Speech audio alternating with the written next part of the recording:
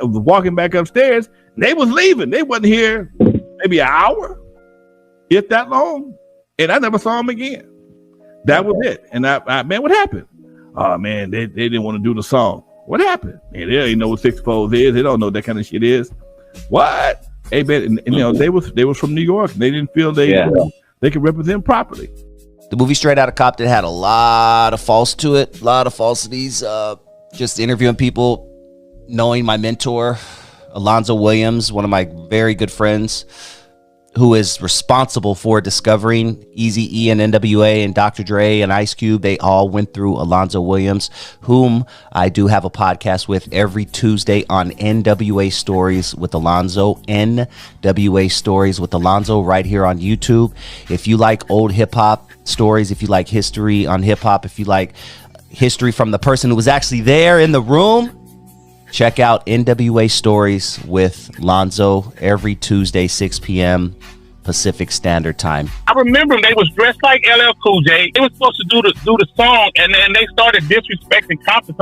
My brother got a Jerry curl and this and that, and we like, what? I'm like, hey, bro, that's my little brother. So they was trying to do the song. I was just, and it's kind of vague about what really happened, but I remember this part. They didn't know what a 6-4 was. They didn't know what ganking. He was saying ganking. So they was like, man, we don't want to do this song, because if we go back to the East Coast, they gonna know somebody from California wrote a song for us. So basically, they was getting disrespectful. Me and my brother got up and we was ready to fight them.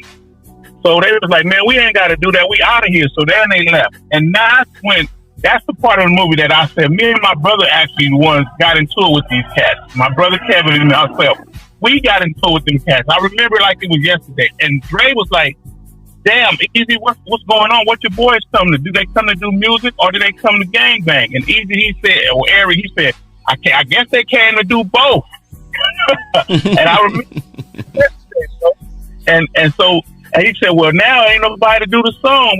And they was like, well, E, won't you try it? Eric, I remember specifically, he said, man, I ain't no motherfucking rapper. I sell dope. I'm a dope dealer. And then we was like, man, try it. Eric, try it. He tried. You know, he was like, nah. And then he grabbed a paper. He did it. He was doing it like he was playing bullshit. And he was like, you know, messing up on purpose, basically.